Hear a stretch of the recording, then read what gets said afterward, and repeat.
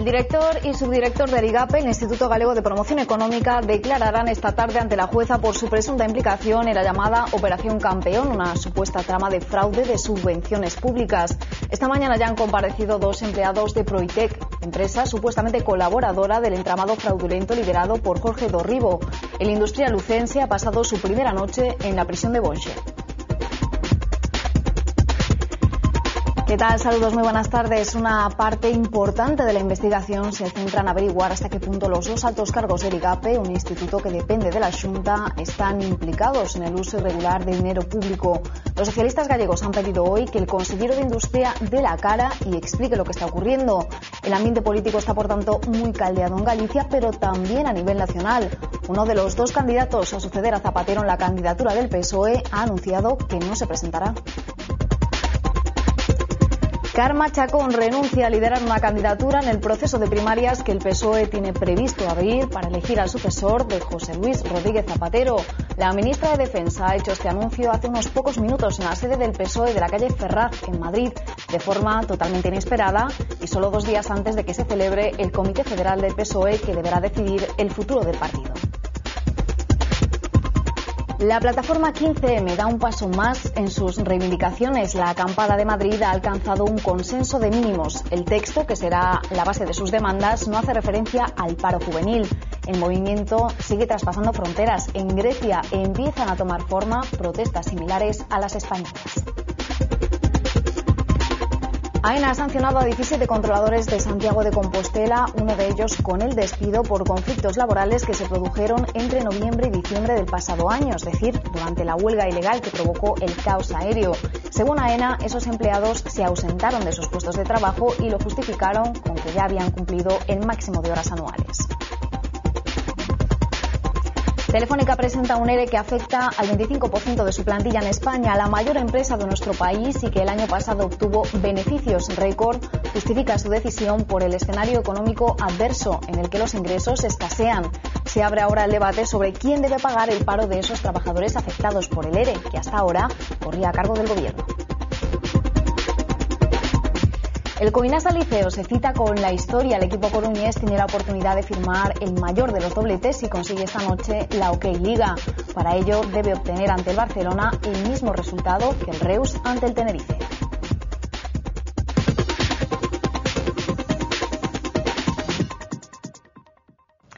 Los juzgados de Lugo continúan siendo noticia porque se ha retomado por segundo día consecutivo los interrogatorios enmarcados en la Operación Campeón. Allí está nuestra compañera Raquel González. Muy buenas tardes, Raquel. Buenas tardes. Segunda sesión de interrogatorios a los 16 detenidos en la Operación Campeón en el Juzgado de Instrucción número 3 de Lugo. Se espera que a lo largo de la tarde pasen a disposición judicial los dos altos cargos del IGAPE, Joaquín Varela, director, y Carlos Silva, subdirector, por supuesto fraude en subvenciones públicas que podría ascender a los 5 millones de euros. A lo largo de la mañana han pasado a disposición judicial dos detenidos más, los propietarios de la asesoría técnica Proitec, entre ellos Carlos Monjero, su presidente, que todavía continúa en los juzgados. Este estudio de ingeniería tramitaba proyectos y subvenciones y fue una de las empresas registradas hace 2 días aquí en la capital. Recordamos que hasta el momento la jueza ha decretado la libertad con cargos de 4 mujeres detenidas en relación con esta operación y prisión sin fianza para el supuesto hilo conductor de esta trama, el empresario lucense Jorge Dorribo, que tras declarar ayer durante 4 horas ante la jueza Estela San José ingresaba en la cárcel de Bonxe por la noche. La agencia tributaria informa de que los implicados en esta trama podrían haber cometido los delitos de fraude en subvenciones públicas, falsedad documental, alzamiento de bienes, blanqueo de capitales y fraude fiscal. Muchas gracias, Raquel. Pues a este respecto, el PSD ha anunciado esta mañana que solicitará una comparecencia urgente ante el Parlamento del consejero de Industria. También pedirá que el Consejo de Contas se ocupe a partir de ahora de controlar fiscalmente al IGAPE. Aseguran que su partido venía denunciando la multiplicación de altos cargos de libre designación que se estaba produciendo en ese organismo. Nun organismo que máis que duplica os cargos directivos, pois demostra, en fin, unha certa exuberancia, non? de cargos políticos, de cargos de libre designación que a nós, e eu o dixen en algunha comparecencia parlamentaria, non entendemos moi ben para que. A la Operación Campeón se refirió también el presidente de la Xunta tras la reunión del gobierno gallego. Alberto Núñez Feijóo insistió en la colaboración con la justicia y en esa investigación interna que está haciendo la Consellería de Industria. No será la única medida. Marta Carballo, muy buenas tardes. ¿Qué pasos dará ahora la Xunta?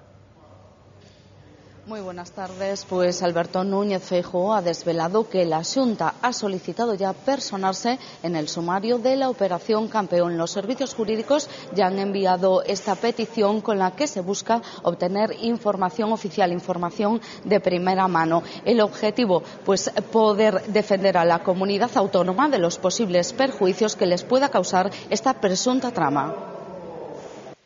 Queremos personarnos no xuízo para defender os intereses da comunidade autónoma, porque a comunidade autónoma está prexudicada por presuntas actuacións de determinadas empresas. E queremos estar no sumario como parte prexudicada para poder defender os intereses dos galegos que poidan verse afectados por determinadas actuacións que a xuíza neste caso ve con visos de irregularidade. Eso é o máximo que pode facer un goberno. La Xunta sigue también con esa investigación interna sobre las subvenciones concedidas a 3 de las empresas presuntamente implicadas en la trama. También se garantizó la plena operatividad del IGAPE con el consejero de Industria al frente como presidente del organismo. En cuanto a posibles decisiones sobre la continuidad o no del director y el subdirector de información del IGAPE, Alberto Núñez Feijóo insiste en que hay que esperar por lo menos a que se conozca de qué se les acusa. Lo que se dijo, las decisiones se irán tomando día a día, se va a actuar con contundencia, pero también con rigor y con tranquilidad. Non podemos saber nin de que se lles acusa, nin cal é a declaración en base ao que lle acuse a xuíza no momento que lle tome a declaración. Seguiremos tomando decisións e comunicándoas a todos os medios de comunicación. Non vamos en ningún caso a estar pasivos ante este asunto. E, por lo tanto, vamos a actuar todos os días en relación a este asunto para buscar a verdad e para buscar os presuntos responsables desta presunta actuación irregular ou fraudulenta. La huelga de controladores del pasado mes de diciembre se ha cobrado su primera víctima. Se trata de un controlador de Lavacolla que ha sido despedido de su puesto de trabajo. Otros 2 trabajadores compostelanos sufrirán sendos traslados forzosos a aeropuertos andaluces. Además, AENA ha decretado suspensión de empleo y sueldo para otros 17 controladores santiagueses e investigará la posible responsabilidad penal de otros 4. Quienes esta mañana se disponían a coger un avión en Lavacolla se mostraban divididos ante estas sanciones. No, a mí me parece muy lógico. Pues no tienen por qué jugar con eso. Si tienen unas razones, yo creo que yo lo veo bien. Porque al fin y al cabo a los usuarios como nosotros nos afecta todo. Que cada uno tiene que ser responsable de lo que hace. Me parece un poco estricta que lo manden a un sitio que no es suyo. Los despidos peor todavía. Porque no se puede despedir a cualquiera así como así. Entre el 27 de noviembre y el 3 de diciembre de 2010, el aeropuerto de Lavacolla vivió una serie de cancelaciones y retrasos debido a las ausencias de los controladores en sus puestos de trabajo, porque entendían que ya habían excedido su jornada laboral anual.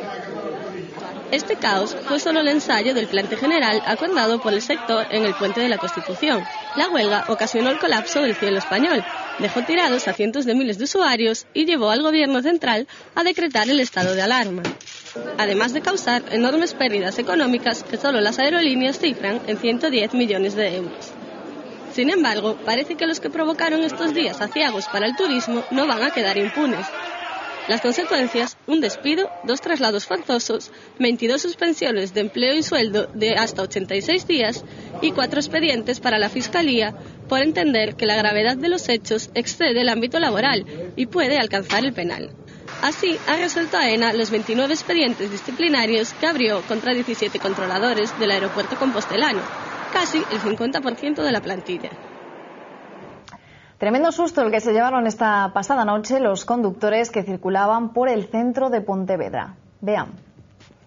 Una vaca campando a sus anchas por la zona de Oillamar. Una ambulancia fue la que dio el aviso en torno a las 12:30 de la noche y puso en marcha un operativo que al final reunió a unas 6 patrullas de policía local y nacional. Después de varios requiebros, finalmente consiguieron coger al animal con un lazo y atarlo. La vaca permaneció tranquila y sin embestir a nadie, pero la policía advierte de que pudo provocar algún accidente grave.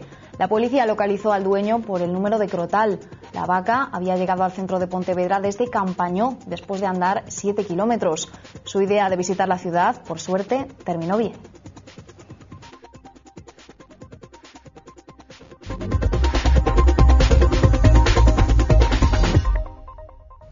La carrera por la alcaldía de Santiago sigue abierta tras la victoria del Partido Popular, refrendada por el recuento de votos efectuado en la tarde de ayer. El bloque nacionalista todavía estudia elevar un recurso a la Junta Electoral Central. Los servicios jurídicos del BNG decidirán en el día de hoy si existe base para ese recurso y si hay posibilidades de que prospere. Los nacionalistas, tras el recuento, se han quedado a 17 papeletas del cuarto edil. El Partido Popular respeta esta posición, pero asegura no comprenderla.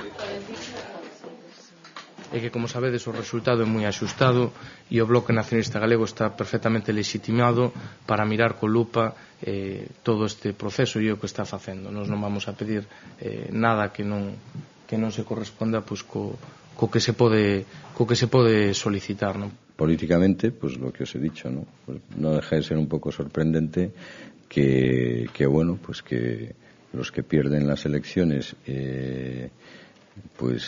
se dediquen a impedir que por todos los medios que gobiernen los que ganan las elecciones. Los pactos para formar gobierno están preocupando y mucho a los alcaldes socialistas en funciones de Vigo y Ourense. En ambas ciudades es fundamental llegar a un acuerdo con el BNG para poder reeditar el gobierno bipartito.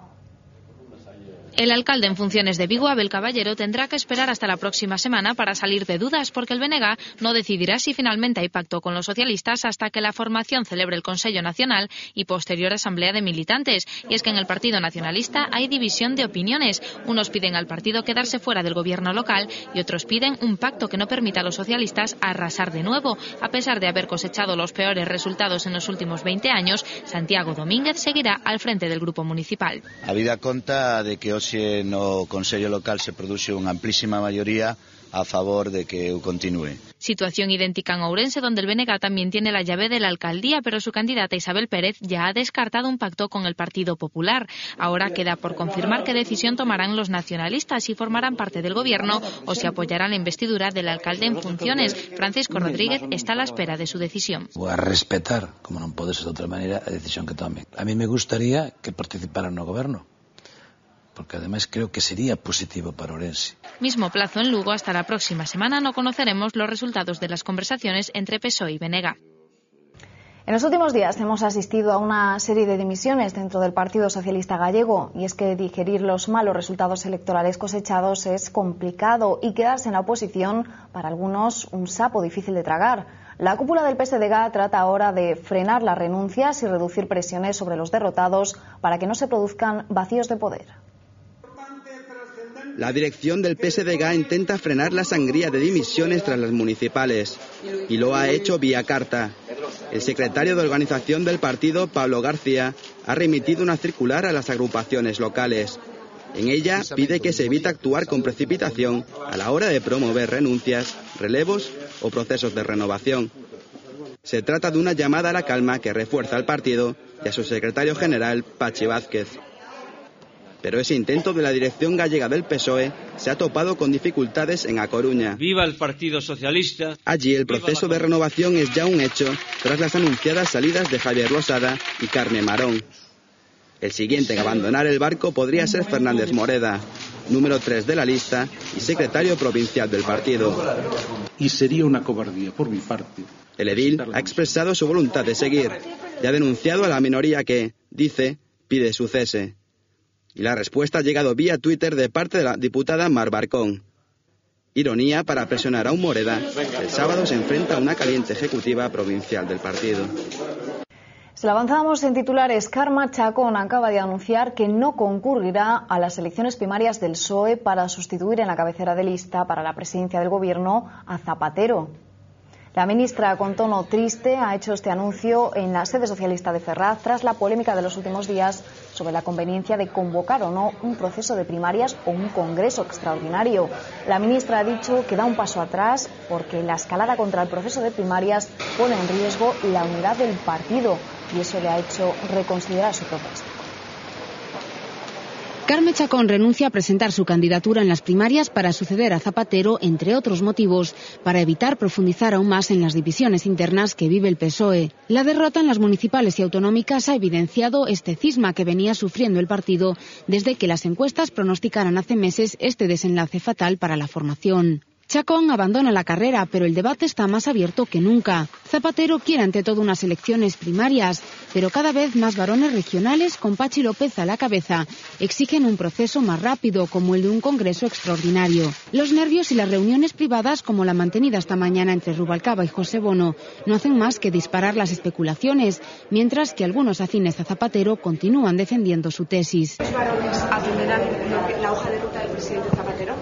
Bueno, espero que sí. El secretario general siempre es el secretario general. Zapatero se reunirá mañana con los secretarios regionales del partido para intentar llegar a un acuerdo in extremis antes del Comité Federal del sábado, donde prevé poner en marcha el proceso para sucederle.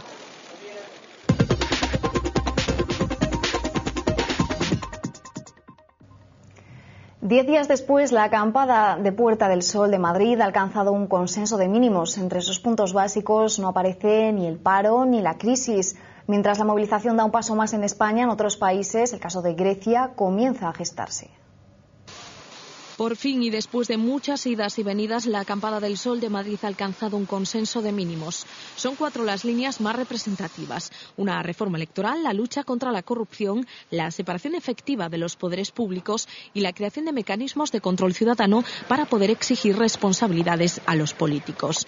No aparece ninguna mención a la crisis o al desempleo juvenil. El documento deberá ser ratificado en la Asamblea General del viernes.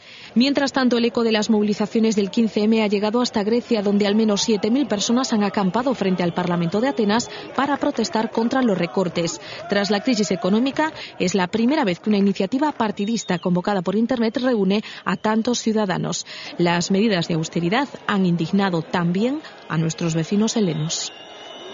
El plan contra el empleo sumergido ha salido adelante esta mañana en el Congreso con los únicos votos a favor del Partido Socialista. Populares, Convergencia y Unió y el PNV se han abstenido para no ser corresponsables, dicen, del plan, que han calificado de fracaso del diálogo social y amnistía empresarial. La izquierda parlamentaria ha votado en contra del decreto. Recordemos que este plan establece un periodo hasta agosto durante el cual las empresas podrán regularizar a sus trabajadores en negro. A partir de ese momento se endurecerán las sanciones hasta el punto de multiplicar por 5 las multas por empleo irregular. El ministro de Trabajo ha defendido que el decreto no contempla ninguna amnistía y que intenta recuperar cotizantes en este periodo de crisis económica. El Pleno del Congreso ha rechazado hoy también las 3 enmiendas a la totalidad de la reforma de las pensiones que habían sido presentadas por BNG, UPyD y el grupo que conforman Esquerra, Izquierda Unida e Iniciativa per Catalunya. El siguiente paso al que se enfrenta esta reforma, que como recordarán prolonga la edad de jubilación hasta los 67 años, serán las enmiendas parciales de los grupos parlamentarios. Presentes 330. Telefónica, la mayor empresa de España, presenta hoy en el Ministerio de Trabajo un expediente de regulación de empleo que afectará a 1/4 de su plantilla en nuestro país. Se abre ahora el debate sobre quién debe asumir el paro de esos trabajadores afectados. El Gobierno, en boca del ministro de Trabajo, apuesta por que sea la compañía la que asuma ese coste. Telefónica eleva de 6.500 a 8.500 los empleados incluidos en el expediente de regulación de empleo que va a presentar para su filial española. En total supone el 25% de los trabajadores que el grupo tiene en España. Eso sí, el plazo de ejecución ha pasado de 3 a 5 años. El presidente de Telefónica de España, Guillermo Ansaldo, anunció en abril la intención de la compañía de reducir un 20% de la plantilla mediante un ERE y externalizaciones en un periodo de 3 años. Sin embargo, el interés de los sindicatos por vincular el expediente a los 5 años de duración del convenio ha hecho que se amplíe a ese plazo. El ERE tendrá carácter voluntario, lo que supone que los 8.500 trabajadores son el máximo de afectados. Telefónica lo justificará por la existencia de causa económica, fundamentalmente, aunque también por causas de organización, tecnológicas y de producción. La Policía Nacional ha detenido a 8 personas en Barcelona y Madrid por contrabando de armas de guerra. Se trata de 5 empresarios españoles y también 3 iraníes que habían viajado a España para finalizar la compra. Los empresarios españoles ofertaban helicópteros de combate a Irán y material de guerra a Venezuela, saltándose los controles de la normativa comunitaria y, en el caso de las aeronaves, una prohibición expresa de exportación por parte de la ONU.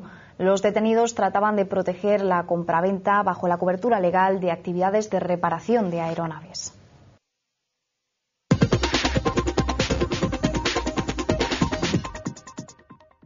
El criminal de guerra más buscado en Europa, responsable del genocidio de los Balcanes, ha sido detenido. El exgeneral serbio-bosnio Ratko Mladic, más conocido como el carcinero de Srebrenica, llevaba huido de la justicia 15 años. El Tribunal de La Haya le señala como el responsable material de la matanza de 8.000 bosnios en esa ciudad. Se le considera el cerebro militar de la represión serbia de Bosnia bajo las órdenes de Slobodan Milosevic. Su arresto era condición indispensable para la entrada de Serbia en la Unión Europea. Dominique Strauss-Kahn esperará a que se celebre su juicio por agresión sexual en un piso de lujo. El exdirector gerente del Fondo Monetario Internacional ha cambiado de residencia. El francés ha salido de su antiguo apartamento, donde cumple arresto domiciliario sin esposas, aunque escoltado por 2 efectivos de seguridad. Un vehículo deportivo le ha llevado a su nuevo domicilio en el lujoso barrio de Tribeca. Strauss-Kahn solo podrá abandonar la vivienda para comparecer ante el juez, reunirse con sus abogados, ir al médico y cumplir con sus obligaciones religiosas. Y en Sanaa, la capital de Yemen, miles de personas han clamado para que su presidente Ali Abdullah Saleh abandone el poder. Le acusan de querer llevar al país a una guerra civil y de estar masacrando a su población. Los combates entre partidarios y detractores del presidente van a más, sobre todo después de varias negativas de Saleh a firmar su renuncia. Y es que el presidente rechaza cualquier mediación extranjera para solucionar el conflicto. Ya van 4 días de choques armados que durante la pasada noche causaron una veintena de muertos, según informaciones de medios locales. Mientras, Estados Unidos ha ordenado esta madrugada la salida del país de todo el personal no esencial y de los familiares de los diplomáticos.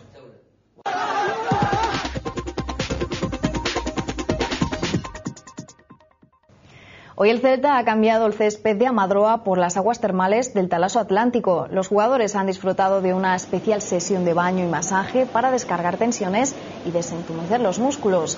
La idea es llegar a punto y en las mejores condiciones a ese tramo final de temporada donde se juegan todas sus opciones de ascenso. Un objetivo para el que De Lucas tiene una clave muy importante. Es cierto que llevamos tiempo sin tener la continuidad de ganar, pero el playoff también te puedes ascender sin ganar. Entonces hay que jugar con eso también. No es necesario ganar para ascender. Lo que sí es necesario es mantener la puerta a cero. Yo creo que eso sí que es importante. Viene bien para desconectar, para limpiar el aspecto de cabeza, el aspecto psíquico, porque creo que es lo más importante, no olvidarse quizás de lo pasado, ver el presente y pensar en un futuro muy bueno, ¿no? Y creo que estamos ante una gran oportunidad para todos nosotros. El Coinasa Liceo será campeón de Liga si gana esta noche al Barça o logra el mismo resultado que el Reus ante el Tenerife. El doblete está en manos de los liceístas. La clave para saltar el Palau nos la da el portero Xavi Malián. Jugar contra el Barça siempre es muy difícil. Y aparte, si juegas en su casa, pues todavía es más difícil, pero bueno, tenemos que demostrar que somos nosotros que nos jugamos todo y que ellos no se juegan nada, y desde el que pide el árbitro les tenemos que demostrar que nosotros queremos ganar la Liga.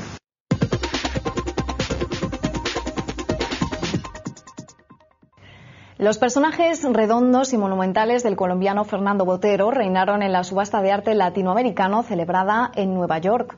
Varias de sus obras se vendieron por más de $1 millón, al igual que las de otros maestros de la región como Rufino Tamayo o Wilfredo. La obra que ven en pantalla, titulada Una familia, fue la más cara de la puja y alcanzó los $1,39 millones. Una prueba de la fascinación que ejerce sobre los compradores la obra de Botero, uno de los artistas que más ha marcado el arte de finales del siglo XX.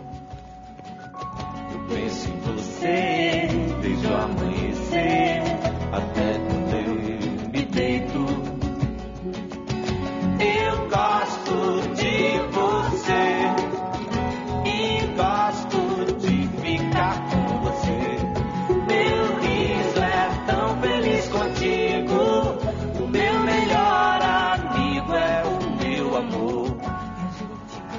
Pues con arte nos despedimos de momento, pero ya saben que en menos de una hora, a las 4 en punto, regresamos con más noticias aquí en Galicia, en V Televisión.